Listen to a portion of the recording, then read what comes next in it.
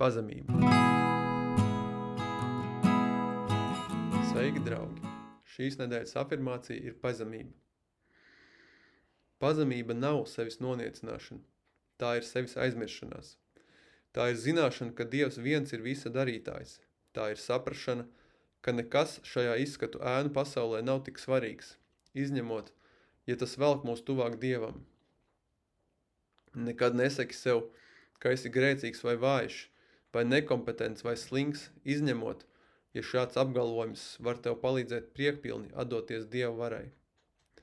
Tad dzīvo ar šo varu, nekad nevelkā viltus pazemības masku. Pazemība ir sevis pieņemšana un godīgums pret sevi. Tev ir tiesības uz visu varu, ja tu meklē to bezgalībā, un ja nekad neturi sevi domu, ka tā dzīvo tavā mazajā sevī.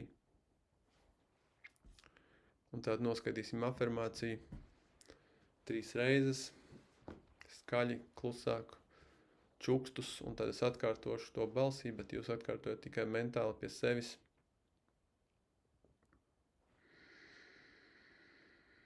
Es dzīvoju ar tavu varu, kungs.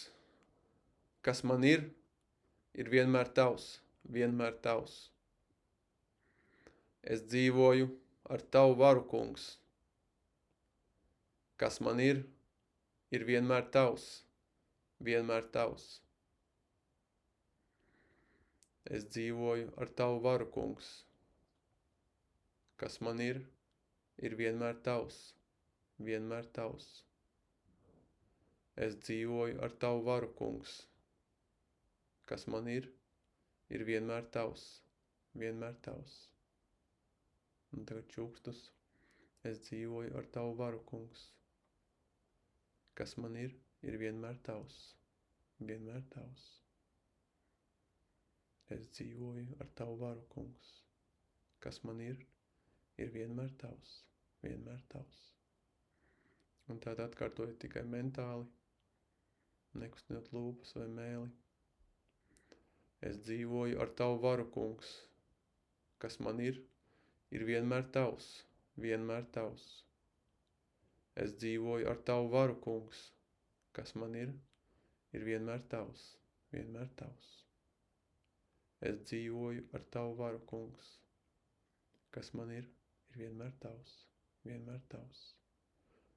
Es dzīvoju ar tavu varu, kungs. Kas man ir vienmēr tavs, vienmēr tavs. Un tātad paceliet savu apziņu punktā starp uzacīm un atkārtojiet šo afirmāciju tur. Es dzīvoju ar tavu varu, kungs. Kas man ir vienmēr tavs, vienmēr tavs. Es dzīvoju ar tavu varu, kungs. Kas man ir vienmēr tavs, vienmēr tavs.